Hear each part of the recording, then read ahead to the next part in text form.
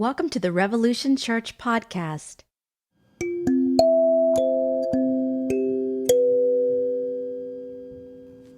Good morning. Paula and Roberta are here. Good morning. Afternoon for some of you all. Oh, look, I have my refrigerator with my big giant thing of cheese puffs in the background. Awesome. Well, good morning, everyone.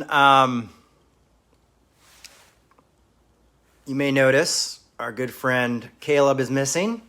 Here, I'll move over here so we don't have to stare at the refrigerator all day. Caleb is sick. He's got a stomach bug. So he is out today. So to all the folks who are listening online to Revolution Church or on podcast, sorry if the audio is a little bit off. We don't have his expertise here this morning. So there you go. We're back here at the Revolution Church Facebook page. I think next week we're going to try to do it dual. So I think we've found a way that we can show the service on the Revolution Church page and on my Jay Bakker page. So pretty awesome about that. Pretty stoked about that. Sorry, everybody. I'm exhausted. Long week with the kiddos. And man, we played a lot. There's so many mud puddles here. My kids love mud puddles. So yesterday, I think my daughter took 2 baths and my son, I think, took 3. But also it's like my kids love playing in the water. So it's been pretty fun. But yeah, so Caleb's not feeling well. So send him a message of love and hope and prayers and all that stuff. Good vibes. We are finally made it to Galatians 6, but it's not the last one because we're going to do another little brief best of kind of overlook of Galatians next week. So we'll do a 7-part series on Galatians, but this is our last week going through the chapters. Hope you all are doing well, feeling good, and taking care of yourselves and surviving COVID and lockdown. I don't know about you guys, but it gets a little bit stir crazy when there's not that many places to go. But I know I still have my weather alert on in Minneapolis. And so I see you guys are getting lots of snow and it's really cold, and I'm sorry. I don't miss it. I don't miss the snow. I don't miss the cold. I'm sorry. I miss lovely people, but that's about it. Yeah, that's about it. So there you go. Well, let's go ahead and jump into Galatians 5 today, or Galatians 6, I'm sorry. Not 5, 6. Galatians 6. It's so funny. One of my old co-pastors, my buddy Matt DeBenedictus, I remember we were doing a Galatians study in Atlanta, and he's like, we finished it up and we're done, and he's like, you forgot Galatians 7, and I laughed because there is no Galatians 7. So, but the weather here is very nice. I see Robert making a comment, says he loves this weather. I'm glad you do. I have that's natural sunlight coming in there. Of course, everything's damp here. It's like just everything's constantly damp. It's like you need like Washington needs a dehumidifier. A dehumidifier, remember those that put in the basement? There'd always be one moth floating around in the water. Just me? Okay. So Galatians 6.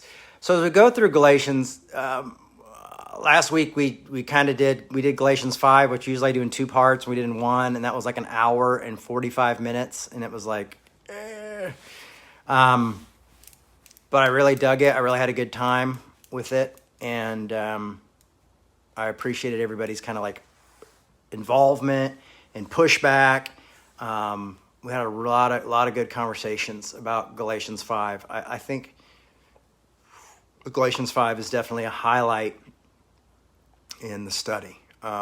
There's just so much there. And so Paul is dealing with right now, Paul is, this is the thing that we got to remember about Galatians is, he's dealing with a community, a very diverse community of different races, different faiths, different belief systems.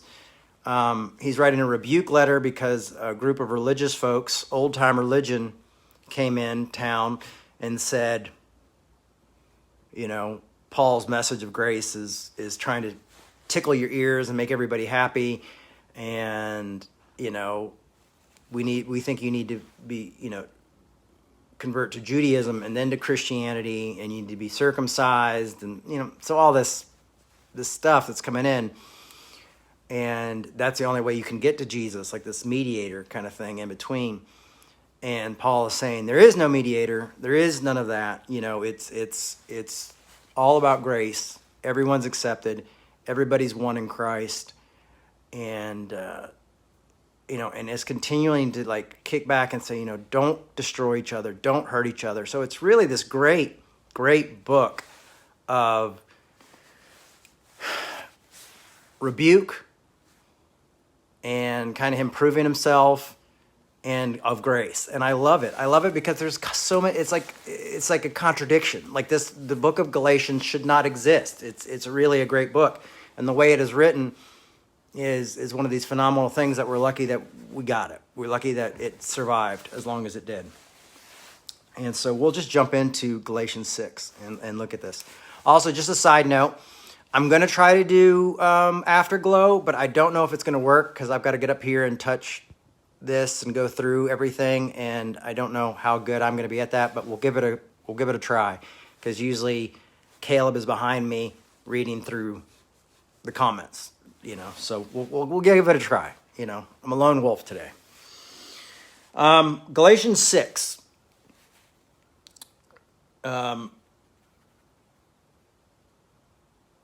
So Paul just got finished saying, let's not be consumed by each other. Let's not destroy one another. Let's not be envy. We talked about the fruits of the Spirit. And now Paul is ending the letter here with, my friends,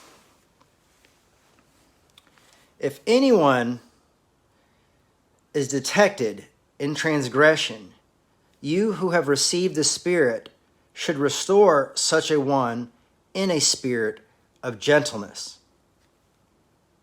And take care that you yourself are not tempted. Now, I want to look at one right off the bat. It's always been an important verse to me. Some of you who follow me online know that I shared this verse this week because I like to see what people have to say and get feedback. And I think it's a challenging verse because I really like the New Living translation of it, because it says, restore one another. Restore those who've fallen, restore one another. If you think you're too good to restore somebody, you're only fooling yourself. You're really a nobody. And I like that idea of when we think when we think we are something more than ourselves is when we don't restore. Now, one of the things I've realized through social media, especially, you don't get this much from communication in the real world. That's because you just, usually surrounded by your friends. But the great thing about social media is you get such a different types of people commenting on stuff. And this is a good thing and a hard thing, and it's a sad thing because you also realize how many people have been hurt by the church and hurt by Christians and feel rejected by Christianity. But when you talk about restoration, people get uncomfortable. And it's like they automatically jump to the situation that is the abusive pastor. For some reason, that is the one that I hear. Well, you're not going to put somebody back in their job as an abuser, are you? We can't put abusers back in their job. And I feel like this is like a really bad misreading or a very bad understanding of the word restoration. But to be fair, I don't think the church really practices a lot of proper restoration in people's lives and in pastors' lives. So, people think, well, we don't want to put them back in. Well, one is it's calling us to restore. And most of us aren't probably elders at a church. I guess I'm an elder here, but most of us aren't elders in the church. So most of us aren't in charge of doing that. So often when we're called to restore other people, it's not that we're going to call and put them back into the job, but also the idea of saying, well, we don't want to put them back in, we don't want these pastors to go back into places of abuse and be abusive, or leaders of, it often gives the idea that it's somebody else's job. Like, well, restoration's not my job. That's not what I want to do. Now, when I went through my parents' fall, there was no group that came in and said, we do a restoration process. Like, we're going to restore your family and we're going to help you get better and we're going to make sure that you're wiser with money and that your marriage is better together, or nothing like that happened. The denomination was like, yeah, we take everything away from you. You take a year off and then you start from scratch. Those were kind of like your two choices, is like, give up everything and spend a year doing nothing, or try to survive with what you have. But there's not a lot of stuff. But so here's the two things: is you've got people saying, well, don't restore them back into power. But by them saying that, one, they're saying they're not going to be part of that restoration process, and they're dependent on the other church doing it. And two, they're missing out what restoration is. Restoration isn't getting your job back necessarily, okay? That's not the point of restoration. If you do something bad, it's not like, well, you're going to get your job back. Now, let me point out, for me, personally, when I had my own mental breakdown, which a lot of you have listened through that and were there when I tried to take my own life, and I think a few weeks later I was back preaching, and that might have not been the best thing for me, but I did it anyway. But for me, restoration was paying good therapists and having a few good friends who believed in me and told me not to give up and to continue to do what I was doing, but also having therapists. Like, I had one therapist, she was really amazing, and I always had worked out in my mind how I was going to fail or how I was going to screw things up. And I always was pretty good at that. And I was probably self-fulfilling prophecy, where I just figured it out and I probably just walked into it. But so she would tell me, you're going to do better at this, or you could do good at this. And I'm like, well, but what if this happens and this happens and that happens? And then one day she just finally said no. And I went, well, no. And she's like, just stop it. She's like, I don't want you to do that anymore. You always come up with another reason of why you're going to fail, why there's going to be another mistake, why you're going to lose approval. We're not going to have that conversation anymore. You've got to stop. And it was through that I learned to start thinking differently and to train my mind to think differently and not run to the negative right away, not run to the I'm going to fail or I'm going to screw up. But it took time, and it was a process. And I think we've got to realize is that most people who fail, most people who fall apart in the church aren't just, evil pastors curling their mustache who just want to get their power back. There's people in the congregation who fail and need restoration. But the thing is who is Paul talking about here? Well, let's look at that for a second. Paul, when he says, be restored, he goes, and then he makes it clear, be careful not to fall into the same mistake that they did. He is talking about the group called the Judaizers, who are coming and saying, we want you to be circumcised, this and this. And he's talking about his enemies. He's saying, we've got to restore them with gentleness. And I love that. It says with gentleness. Because nowadays, like, I see so many, like, my friends, who I used to think mainliners would be awesome at the restoration process, and liberals if we could take over the church. But now it's like those seem to be the people who are angry the most, because they think every evangelical is going to fall and then become more powerful, like they're like Obi-Wan Kenobi or something. And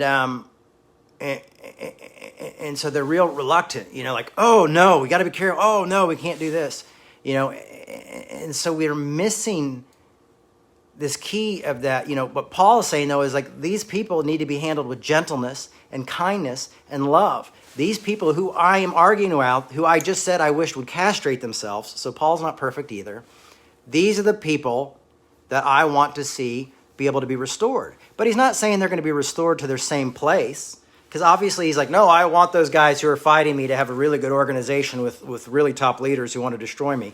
No, he's saying, I hope they come around to a new way of thinking. I hope they repent. I hope that they can be a part of this community and they won't see Jew nor Gentile, slave nor free, male nor female. I hope we can get to that place and that can become part of the restoration. Restoration is a process. I don't know why when we hear the restoration, and I think this is partially the church's failure of practicing good practical restoration, is the fact that people either think, well, the bad preacher is going to get back at the job and he's going to be mean and he's going to abuse more people. And so it's not my job, and the church is failing at it, and all they're doing is putting bad pastors back into leadership. I mean, that's what I hear when I throw out a scripture like that. Like a lot of ifs, ands, and buts, a lot of asterisks, a lot of worry, and a lot of paranoia about that's what's going to happen. And I think what we have to do in the church, if we want to see a reformation in the church, if we want to see the church change, is we have to also reclaim words like church or restoration or even reformation or grace or forgiveness. I mean, here's a faith that the simplest basic foundations are based on forgiveness, love, and grace and hope and loving others. So the loving yourself and loving others. Two biggest commandments: love self, love others as self. Giving forgiveness. It's all about forgiveness. It's all about grace. And the thing that we don't know how to do is restore people, which is all forgiveness, love, and grace. We don't know how to talk about it. As a matter of fact, when it comes up in the church, people are afraid of it and are afraid that it's just going to get people who fell, rightfully so, to get back up. But it's just not that one-dimensional. Sometimes people fail because they don't have good accountability in their life. They don't have people who are talking to them. The community needs to be reformed. The community needs to be restored. Sometimes it's, and you might need to look at yourself too if you're a part of a church where your pastor is an abuser and you're staying in that church. Because honestly, even if you've decided and you signed up, unless you're an employee, you may lose money, but even if you signed to be a member of the church and you're a real member and card-carrying member, that doesn't hold you contractually to stay in an abusive situation. It doesn't keep you from writing a letter or going up and saying, I'm leaving the church, going to the board, going to the elder and saying, I'm leaving the church because I think this is an abusive, hurtful place. We can learn to communicate. And, we don't have to tear the church down. We can communicate well. We can let other people know about it. But we don't have to become the lack of this. Now, also, like when my dad was in prison, my dad was the biggest Christian pastor, well-known evangelical pastor, televangelist in the 80s. When he went to prison, I can count on probably one hand how many pastors came to see him the first 4 years. I think the last year a few came out because they felt like they had to get in last minute, but like 5. So there were not a whole lot of pastors who visited my dad on a regular basis. There was an amazing pastor in Minnesota, Pastor Philip Shaw, and he was an Assemblies of God pastor. And he took my family in. He picked us up at the airport. He visited my dad on a regular basis. When we worked on my dad's case to get his sentence reduced, he let me live at his house, let me work out of his office. He was an incredible guy, and I remember that quite well. But there wasn't a lot of people reaching out for restorational reasons. They weren't like, therapists visiting or heads of denominations visiting. Billy Graham visited once, my dad once, and that's a story he loves to tell. But, there weren't a lot of people there. Matter of fact, you want to know who helped my dad the most when he got out of prison? Someone none of us here really like. Franklin Graham.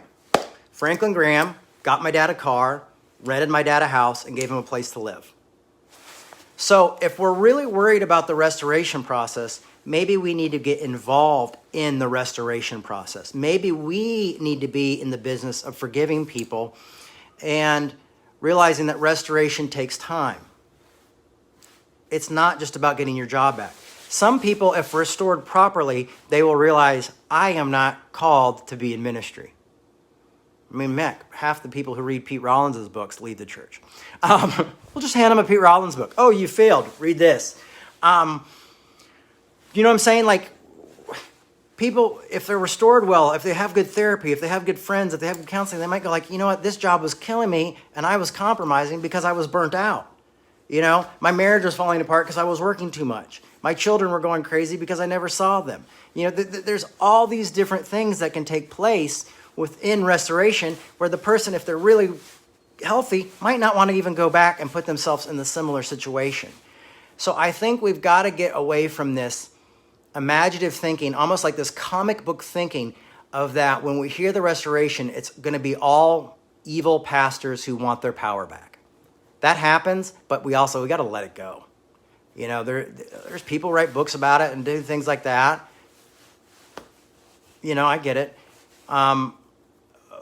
But we also end up scapegoating a lot of people because we think that way. Because then we automatically think that if someone in power has made a mistake and falls down, that they're bad and they're evil. When we're called to show them grace and show them love and help them go through the complicated process of getting life back together, but helping them see that they've made mistakes, helping them understand how they can be better parents, better adults, better friends, better leaders, and maybe they don't go into leadership.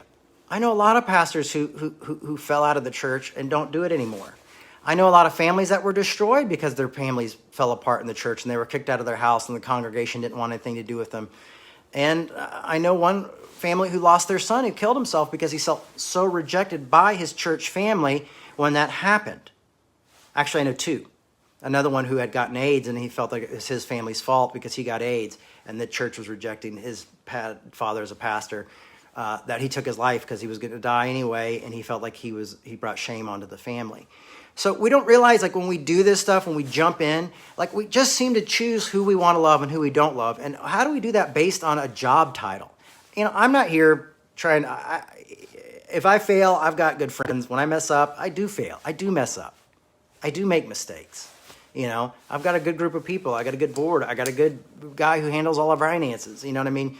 Checks and balances. But still, the fact is, you know, I know I've got myself surrounded by people. I know I don't just surround myself with yes people. You know, heck, I ask the congregation to push back. And when you do, I get excited about it.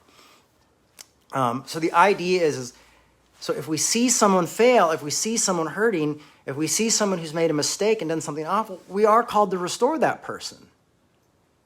You know, and what the outcome comes out of that isn't up to us. That is that person. We can't decide what a person does with the love and the grace that we give. And I think the need for control and the fear of something really bad happening is but I'll tell you what, I find that the pastors who usually go back into the jobs and repeat the same mistakes and things like that aren't people who've been restored.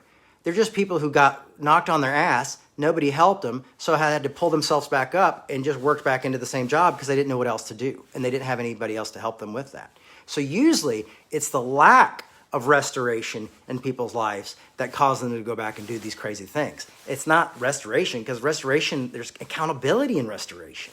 It's really a beautiful process if offered. But I never saw that happen in my family's life. So if the biggest preachers in the world don't have that happen, and when they go to prison, no pastors visit them, even though that's part of what Jesus said, visit me when I'm in prison and when I'm sick and things like that, you know, we've definitely missed the mark. We're missing something. The church has become practices so much heresy, I really believe, and given into such a weird train of thought, and almost like a comic book thinking or a movie type thinking, that we've forgotten how to live life on life's terms and live within reality. And here's another thing, is sometimes if you go in to restore someone who's fallen, people will turn on you and hurt you and not want anything to do with you. But that's when leadership really hits it. You know, I remember when I was a kid, I think it was Oral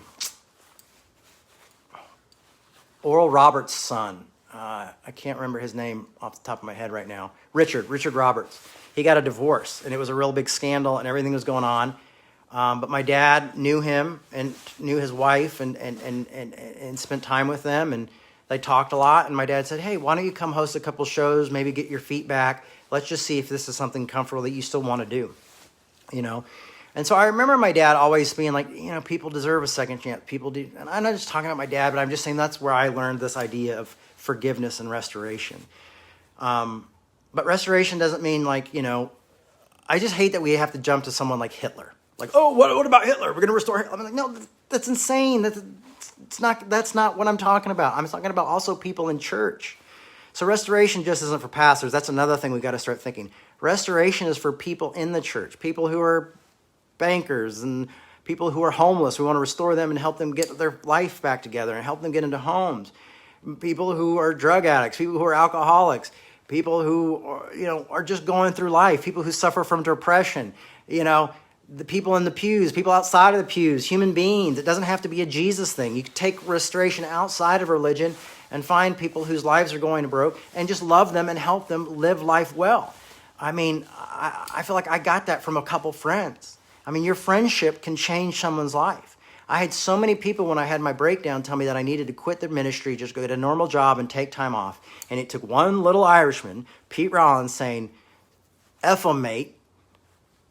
You're good at what you do. I'm like, well, I don't even know if I believe in God. It doesn't matter. The message of grace is powerful. You tell him anyway that you don't know if you believe anymore. He's like, you're transparent. You're good at what you do. Keep doing, live your life, and live your life well. You know? And you're getting healthy. You're getting better. You're getting sharp. And as you get sharper, we can talk these things out. And I mean, it was a good friend who helped me get there. Encouraged me to stay in the ministry. It was another good friend who was helping me go through my divorce, my friend Tony Jones. When I was going through that, he had been through some really rough times and sat down and counseled me and talked to me and things like that. And I know that sometimes people don't like to hear that name, but he was my good friend. He was there for me. You know, people are not what we think they are. And I just don't like this fantasy idea of making everybody the villain. I just think there's I don't think any of these preachers usually start out, or any of these people usually start out to be the villain. Something went wrong along the way. And I think what we have to do is, like, you know, when we see somebody who's maybe, you know, greed has taken over their lives, you know, just talk to them, you know. And sometimes we're not able to do that. But maybe the best thing we can do is not just sit there and condemn people all day. You know, what are other things we can do to help be restorative in people's lives? Like, have you guys seen preachers in sneakers? Like, these are people who are really, really successful. And I have such a hard time watching preachers in sneakers because it's just about preachers wearing expensive tennis shoes. Because all I can do is think about my rent. Every time I see it, I'm like, that's my rent. So I kind of just like try to ignore it now and not look at it because it makes me just angry. But, you know, why am I angry? Because these people are successful and because I don't like the way they choose to spend their money. I'm not on their board, so there's not much I can do about it. And I think sometimes we just have to realize who in my life is suffering. You know, who can I focus positiveness on? Who can I focus grace on? Who can I be gentle with today? You know, I can't be gentle with that guy because I've got nothing to do with their life. I don't like the way it's turning out. But you know what? What I'm going to do is try to be something better in the world. Because honestly, I mean, do you want to be known of like, I don't want to be known like when I die of like, oh, well, you know what? Jay was a great complainer.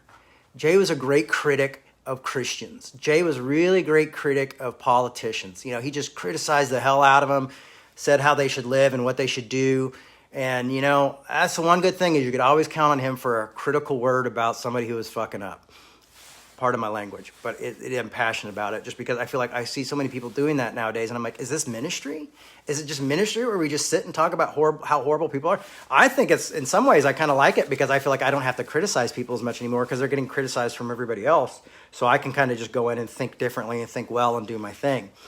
You know, I'm like, oh no, their jobs of critics are full. You know, they've met their quota of critics, so I don't have to be critical anymore. Honestly, I think that way sometimes, like, you know, but then I come in and try to say something nice or something different, and I get yelled at. So, oh well. That's only Galatians 1, everybody. So I'm going to try to speed this thing up. I don't have Caleb here to zap me with my zapper when I go over. It gets harder, everybody. It just goes back into more what we're talking about. Okay, in 2 it says, bear one another's burdens In this way, you will be fulfill the law of Christ. For those who are nothing think they are something, they deceive themselves. So it's saying we should help each other when we see people with burdens that they can't handle. With too much going on, we should help them. It doesn't say we should agree with them or that we should say, oh, you need to get somebody. It says we should go in and help them. I mean, this is the thing about investing in a religion called Christianity and being a part of it, is this is the parts of it. You know, to me, it's not just, we focus on so much other stuff and we just forget the central basics, the foundation of the things that drew people there and are told to be the foundation.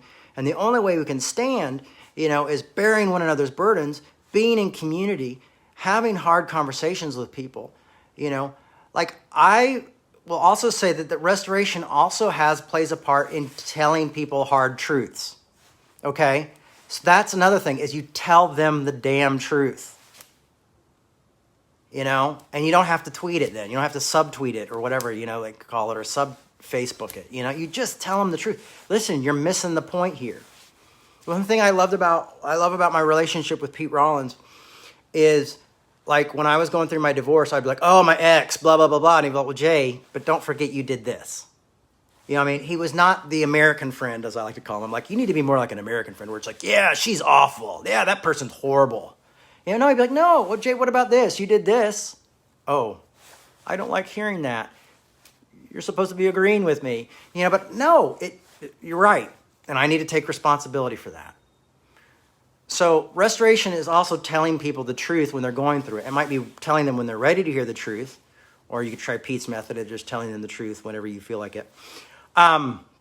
Ripping that old Band-Aid off. No, but seriously, telling the truth is part of it too. Is saying, like, this seems a little screwy. This thought seems a little screwy. This belief system seems a little screwy. And they might say, screw you. I don't want anything to do with you. I don't like what you're saying. But you know what? You said your piece. And there's a part of that we just got to live with it. You said your piece. You don't have to go talk about it anymore. You've done what you can. You can't control the other person's life. The only person you can control is yourself.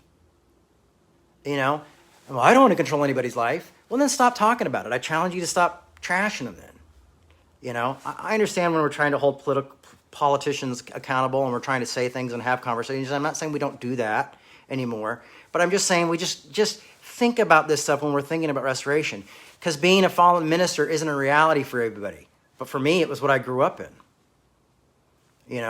Hearing preachers, talking about how evil my parents were when I was just trying to go to church to meet friends. So I'm like, it's a reality to me. It hit me. I saw it. I'm one of the few of those people. And a lot of people would say that my dad went back to what he did and does it even worse. I mean, I know a lot of you think that. I struggle with it. But again, I'm going to tell you, there was no proper restoration. Some of these leaders are actually really great leaders and know how to work a crowd, know how to deal with people, know how to build things. They just need people there to help them be healthy when they do it. The problem is when we all just abandon ship, now they're even less around people, and now they're going to create something else with more people who you know what I'm saying? Like, if restorers don't come in, the work doesn't get done. The Bible talks about how beautiful are the feet that bring the good news. Well, the good news is, hey, man, you're screwing up, but there's hope, and you can do this better. You can find self-acceptance. You don't have to build buildings in order to have God love you. You don't have to have a $10,000 congregation member. You don't have to have the newest sneakers in order for people to accept you and love you. Capitalism isn't the key here. Matter of fact, there's a lot of problems with capitalism that have caused so much suffering in this world. Hey, let's look at that. Hey, here's a book I have on it. So restoration is a process. It takes time, and it's not soft and squishy. Grace isn't just soft and squishy. Grace helps you face the harshest realities. The thing is, you're facing these harsh realities, but you're also knowing I'm accepted no matter what, and so that doesn't matter. Yes, I need to hear these things because I need to grow and I need to change as a human being. I need to be a better adult. I need to be a better pastor. I need to be a better friend. I need to be a better employee. I need to be a better whatever. So I need to hear these things so I can learn to live life on life's terms. And man, it took us so much. It took me to where I was 42 to finally just accept myself as accepted, as I accepted me. I knew Grace accepted me. I knew a lot of my friends accepted me. but I could not accept myself until I got into my early 40s and had a therapist just hit and nail me. And not a therapist who was a pastor or Christian or anything like that. It was just making me deal with face the realities, the horrible things that I said to myself. And so it took me to have to pay a therapist to get really restored and to live a life where I'm happy and I do what I love and I feel confident in that most of the time. There's sometimes those old demons come back. So bear one another's burdens. So think about different ways we can do that. You know, helping the homeless, helping the less than, marching with our friends in Black Lives Matters and different things like that. Making people know we support them, listening, picking up the phone,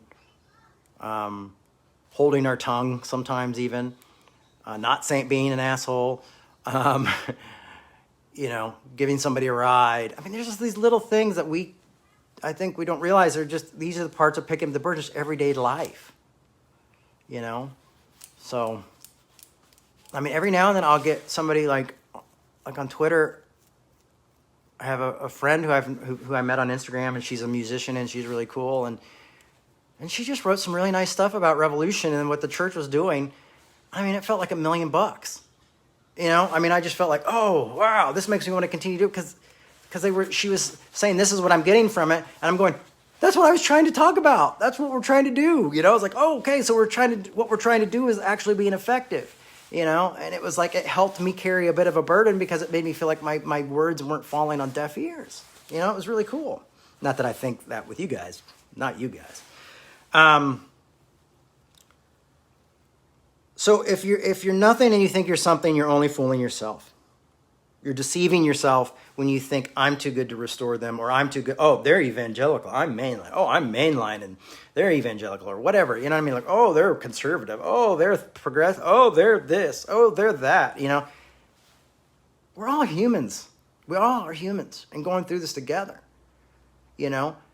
And it's so funny how we always figure out to have a group to hate. And, you know, go, oh, that group doesn't deserve to be hated. That's horrible. How dare these people chose this group to hate? Well, guess who I'm going to hate? The group who hates them. We always find a group to hate. And then we act as though, what, me? No. I'm fighting for righteousness. That's why they're such horrible, horrific monsters. No, they're not monsters. They're human beings who are confused and have been given misinformation and need your help.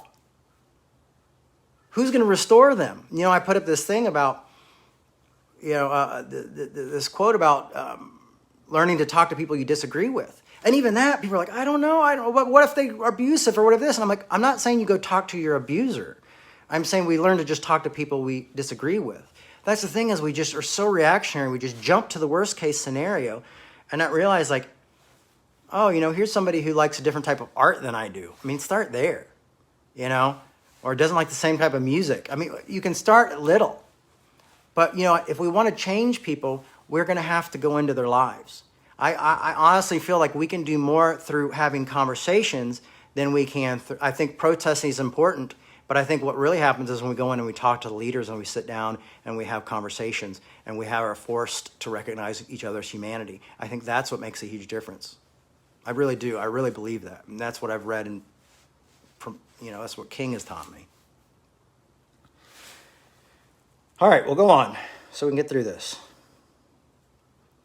I like this. Must, because it kind of gets a little bit like, now we look like it's almost a contradiction that we're running into.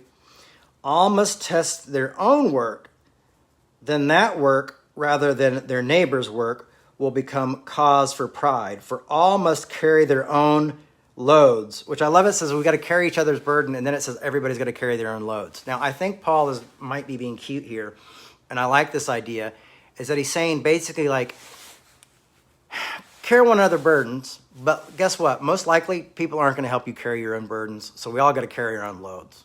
The fact is the bad news is nobody cares. The good news is nobody cares. You know what I mean? It's like, so don't expect for other people to help you carry your load. Don't expect other people to help you with your burden. If that happens, count yourself blessed. Count yourself lucky. You know?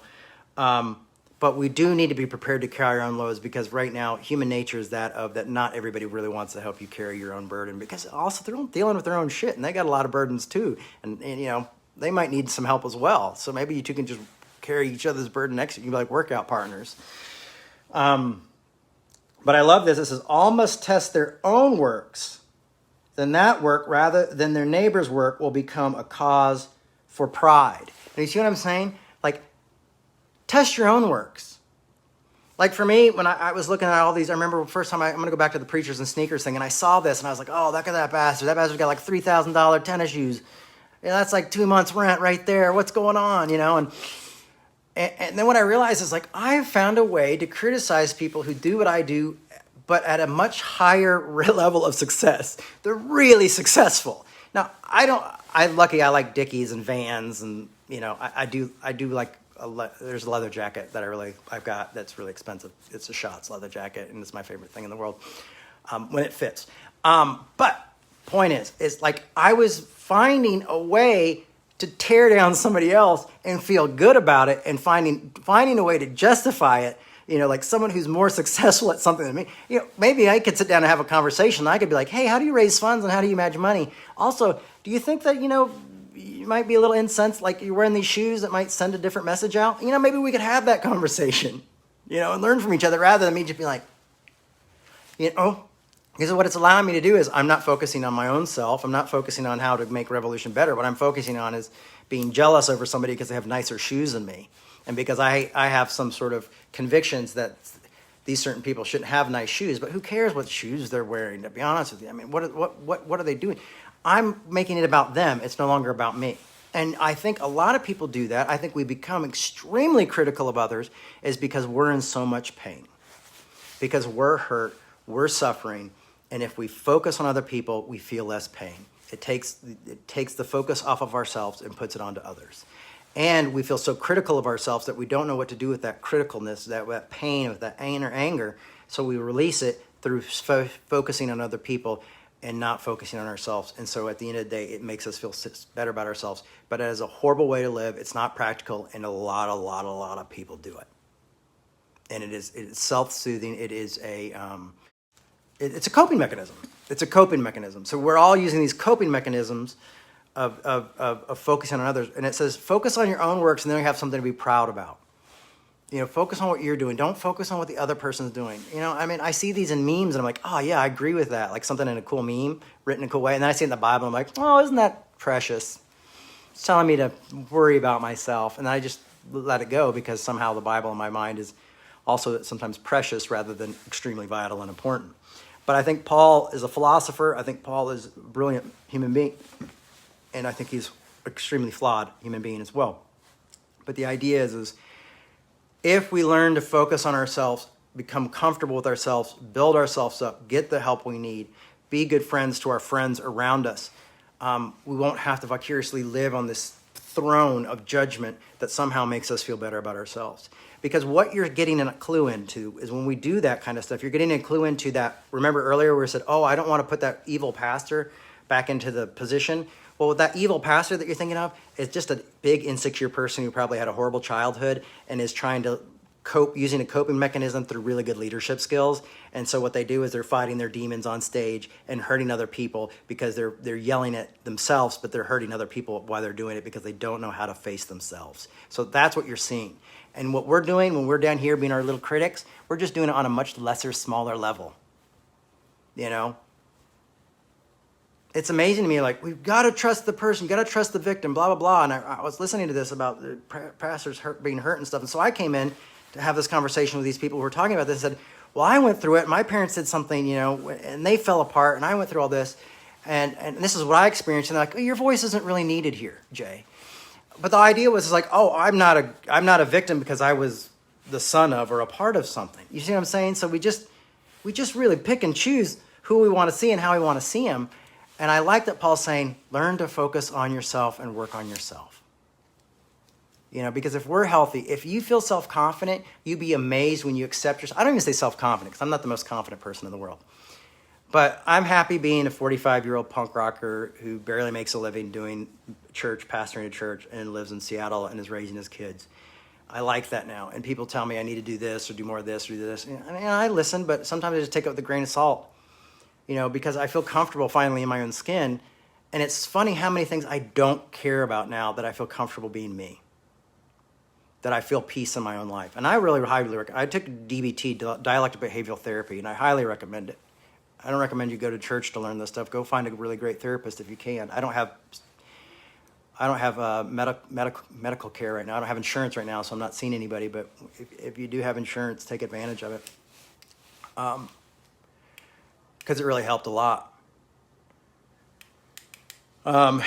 So think about it. It helps. Anyway, focus on yourself. Build yourself up. I'm almost done here. We're going to get through this a little faster. I'm sorry, everybody. I know I don't have Caleb to discuss anything with me. Those who are taught the word must share it in good things. Those who are taught the word, like if you're being taught, must share in all good things with their teacher. So, I don't use a lot of scripture saying support your church, but here's one right here. That if you're taught, share good things with your teacher. So you don't have to share it with me, but if you donate to the church, we could use it because it keeps us going and allows us to have these talks and these conversations. And hopefully when COVID ends, we'll actually have a physical church as well. Do not be deceived. God is not mocked, for you reap whatever you sow. If you sow your own flesh, you will reap corrupted from the flesh. But if you sow the Spirit, you will reap eternal life's fruits from the Spirit. Now, that sounds really scary, but if we go back to look at the fruits of the Spirit and the things that are opposites to the fruits of the Spirit, like dissension, idolatry, factions, strife, jealousy, things like that, what it's saying is when you do these things, when you're constantly just putting out bad news, you get it. Have you ever seen like a group of people who just love to gossip and tear the other people down?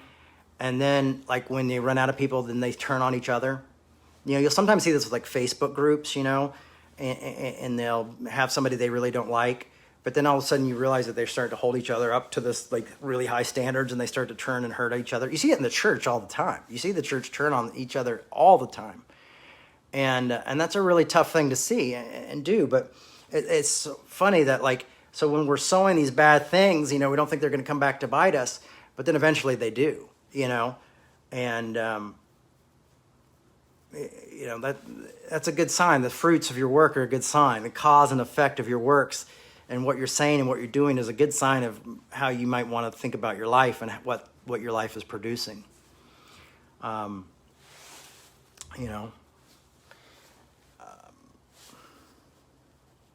So let us not grow weary of doing what is right. So, Paul knows this is something that's tough. Paul is saying, you guys are being fought tooth and nail right now to live life in grace and to be in freedom, and I want you to love these people and hopefully even help these people, but I also want you to be able to focus on yourselves and not let these people overwhelm you, and don't get tired of doing what's right. Don't get tired of showing grace, because there does come a time where you just want to be like, screw it, and you just let go on somebody, or you let go on something, or you just give up.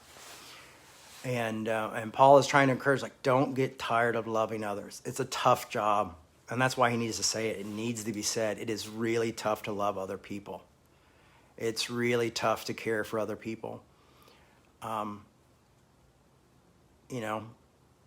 Especially people who are struggling with their mental health. The church is full of people who are struggling with mental health issues, Who else decides hey, God became a carpenter? Hey, this sounds like a great idea. Let's all get together and hang out and talk about it.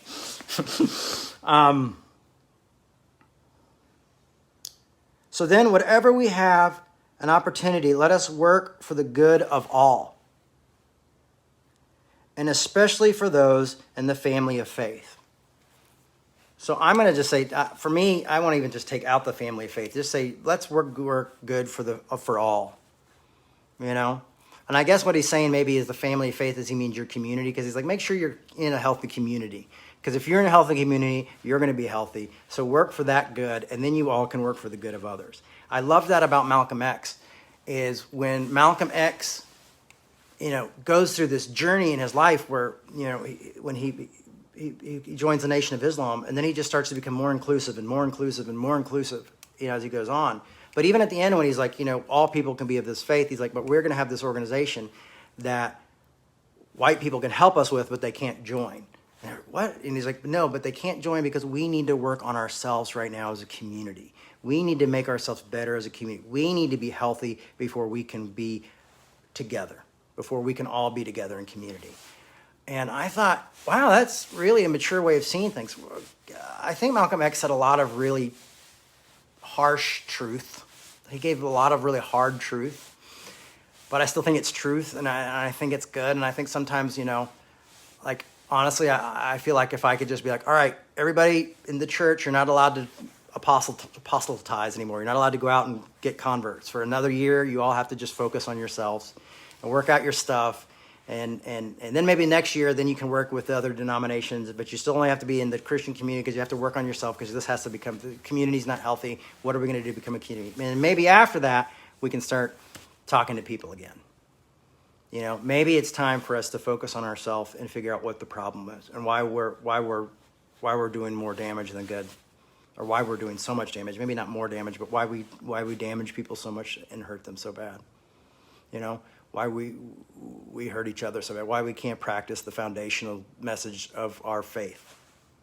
How does that get lost when it's not even barely theology, because it's just really black and white and really clear that it's almost the only thing you can take in the Bible at a 6th grade understanding and just go with it.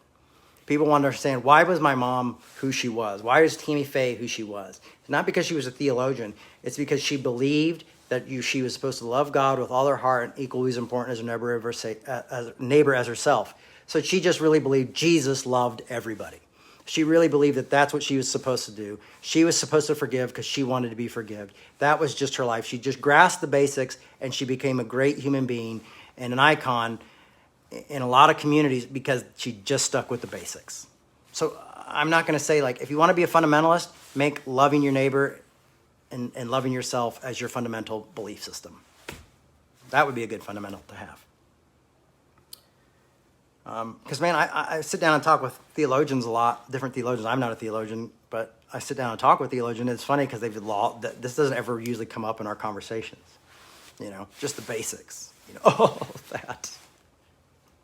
We get so obsessed with figuring all this other stuff out that we just forget, the really important thing is that we're just really nice, that we're loving, and that we care about other people.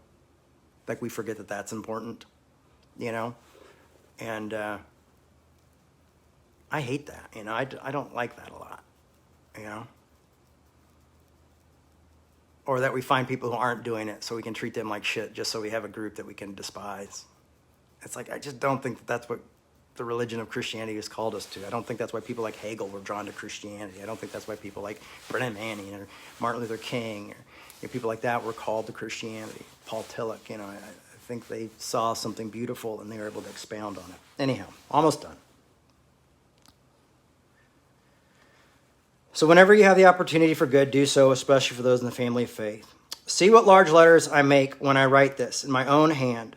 It is those who want to make good showing in the flesh that try to compel you to be circumcised. Do you see what Paul's saying here? He's saying the people who want to be you circumcised, the people who want to control you in the church are trying to do it because it reflects them, because they need to be told they're doing a good job, because they're insecure. So they want to make people do what they say, so somehow that will meet a lack in them, fill the lack in them, and that's their coping mechanism, is to control others. See what I'm saying? There you go. That's their coping mechanism, and they're doing it for themselves. They're not doing it for you. So even for us, when people are trying to control us, it might be good for us to take a step back and leave and go, man, that person's really sick. Because that's what they need in order to feel good about themselves. They can't accept themselves. They have not received grace. They've been given grace, but then they kind of pushed it away. They didn't receive it because they're not finding peace in themselves. They're finding peace from controlling others. And that's what Paul's saying here is these people are controlling you so they feel good about themselves. When I started off as a young pastor, and I know people from my church were out partying and doing all this stuff, I was like, oh, everybody's going to think my church is the crazy church, because I was worried about how it reflected on me. And then one day I just stopped worrying what other people thought, and I stopped worrying if people didn't come back. I worried if they were alive or they were well, but I wasn't offended. I didn't take it personally anymore, And so I think if we can encourage pastors to grow and mature to the point where they don't feel the need to control anybody, They don't need to call anybody in and be like, we heard you were out smoking at the McDonald's, whatever. When you could, that ages me, I guess.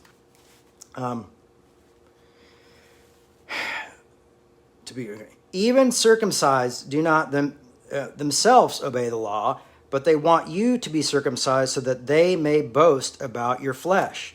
So it's saying, he's saying, yes, these people are hypocrites. They want you to do this so they can boast about how good you are, even though they don't do it.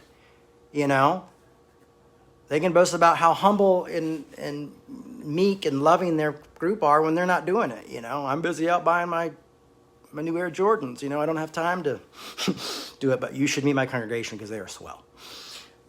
So I just think critically about this stuff. I'm just moving fast because we've got to go.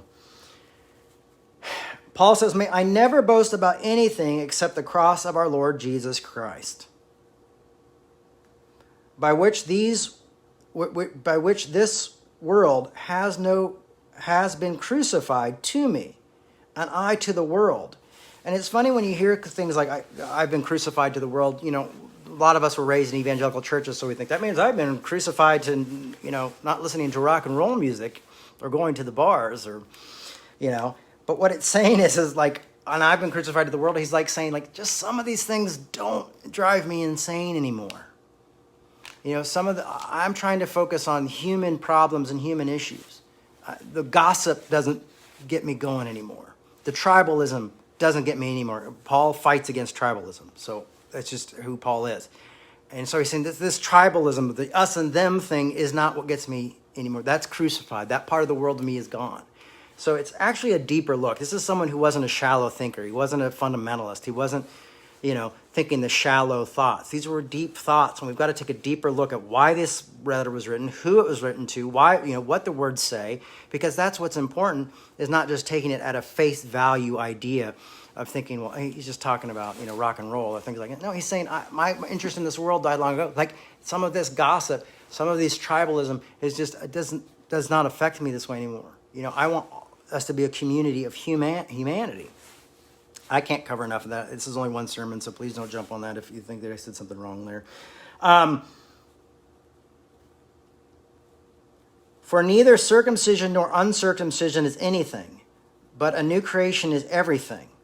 As for those who will follow the rule, peace be upon them and mercy upon them, Israel of God. From now on, let no one make trouble for me. Sounds like a good dude. I don't want any more trouble. Don't let anybody make trouble for me. For I carry on the marks of Jesus as branded on my body. And so what Paul is saying is like, listen, you guys do this, but you think I don't believe in this. You don't think I care about this. But you don't know what it's cost me to stay in it, to be a part of it. And I think that's another thing that gets me crazy sometimes, is that we don't know what other people have been through. We don't know the hurts and the pains that they carry with them. We don't know what's made them dysfunctional. And if you really cared about the victim, it's like we care about the victim until the victim learns to use coping mechanisms. And then as soon as the victim learns coping mechanisms, they become a jerk and an enemy and an ass and someone we're fighting against, So when you say all victims matter, then you must look at these people who also have these horrific coping mechanisms, because they are victims who are trying to survive and have developed mechanisms in order to survive and to hide their pain. So everyone really in this life and in this world have some way been a victim to another. If that's what you want, harsh truth, that is the harsh truth. Those who make victims were once victims. So now you're just picking based on timing. It's like Christians who don't believe abortion is a sin, but not the death penalty. But it's just based on timing. It's like pro-lifers who don't care about health insurance. It's that type of thing. Like, screw them. They don't deserve health insurance. They need to stay alive. I mean, it's going to keep people alive. People die because they don't have health insurance. Aren't you pro-life?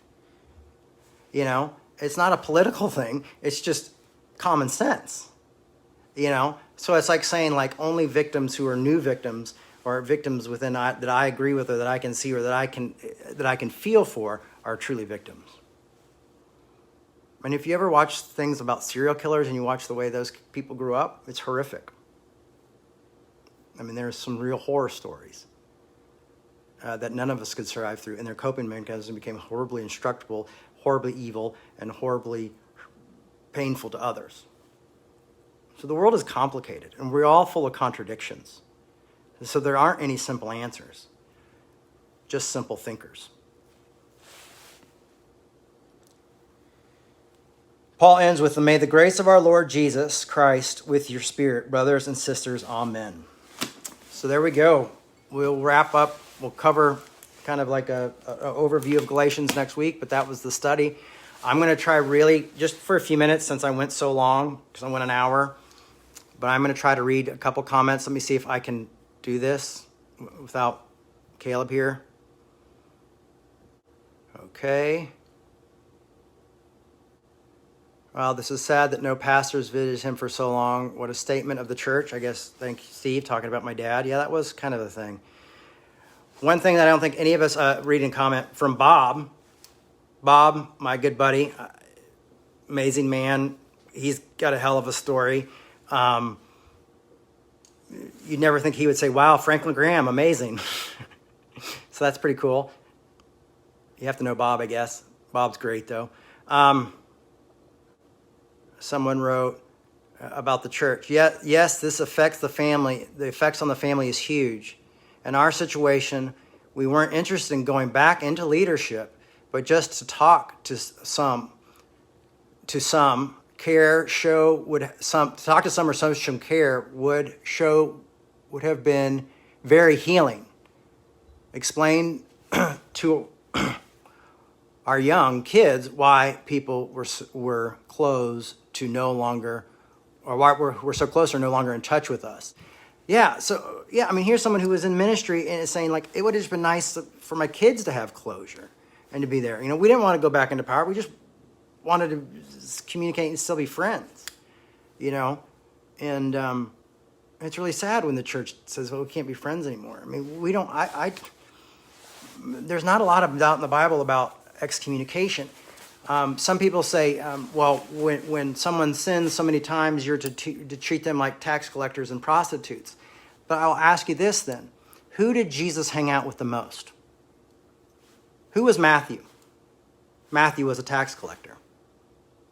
And we know that Jesus hung out with prostitutes. We don't know if Mary was actually a prostitute or not. But the point is who did Jesus hang out with? So when it says treat them like this, he's saying treat them as though you're pursuing them and showing them love and grace. And it's obviously, if it's coming from Jesus, that's what Jesus is saying. He's saying, treat them like that. And those people are all sitting at the table with him having dinner. Treat them as people that you have a covenant with and you still desire to be with and relationship with. I really believe that's true. Some people might think that's gymnastics, but I believe it's true. Thank you. Thank you, Pete. So glad to hear. Healthy J. Yeah, well, Pete Rollins got a thanks. Yeah. He doesn't need that. His head will get big enough. Just kidding. People often put pastors in the unrealistic light of perfection when the reality is leaders in worship need the biggest prayers of strength because they are under such attack. You know, and in a lot of ways that's true but the problem is often the pastors will separate. I remember I was told as a young minister that people were like, separate yourself from the congregation. So you seem a little bit more holy than you are. I mean, that was really the reason, was like, so you just seem like you have it together because you've got to be this conduit for them. And then one day I just woke up and said, that's bullshit. There's no way I'm going to do that. You know, I'm under a lot of pressure, but I'm going to share that with them. And when I screw up, I'm going to share that with them because I think if you give some people will think they're failing constantly if they think you somehow reached enlightenment and they're going to try to reach that enlightenment. But I'm like, yeah, but you don't see me the other 6 days a week. You know, you don't see what I'm dealing with. You know, you don't see my moments, doubts, and pains. So I feel like if I'm not completely transparent with you here about it, then I'm doing a disservice. God does not need corporate jets, you pious fools. No, Bob, but we will take one if you'd like. I will sell it to pay the bills, but yes, we'll take in that form. I don't know, I'll have to find a jet salesman. Just listening to someone, even if you don't agree with them, is one of the best things to do for someone. I agree with that. Your mom led the way with that interview with me. Yes, she did, Steve. That was amazing. Loved that. Bad news, good news. Carry your own burden. Yep. Thank you, Steve. I love Steve. Steve Peters, man, you guys got to follow him. He's on here. He's amazing. My mom interviewed him in 1985, 1986. And he was an openly gay minister with AIDS, and he still is. Amen. And hopefully he'll become speaking for us really soon. All right, I'm going to read one more, and this looks like a really nice one. Beth Mills, first of all, was one of my bodyguards and my sister's bodyguard, and she's really amazing and is like family to me. And you guys should follow her and get to know her. She's really great. She goes, wow, good stuff about the burden and loads. So often we carry our own loads, which is why everything you're saying is needed. Oh, thank you, Beth. I love you. I love the long, crazy, insane life I've got to live and the beautiful people I've got to meet along the way. And I wouldn't trade all the downs for the ups. I just would live the way I've lived, and I'm glad that I've come to a place where I can accept that. Someone asked, isn't that joy, or commented, to feel comfort in your own skin? Took me a long time, but for the most part, I'm there now. Amen. I wish I could find a pastor like you down in LA. I'll probably go back to church. Well, thank you, Patricia. We are still going to be here online, though, for you. And getting to meet some of these folks online are so good. All right, everybody. I love you so much. Sorry I didn't get to read all your comments, but we will you continue to talk to each other. I love you a lot. Thanks for listening. And remember, Caleb is at home sick with a bad tummy. So keep him in your thoughts and prayers. Send him some good text messages and all that. Love you guys. See you next week. Bye-bye.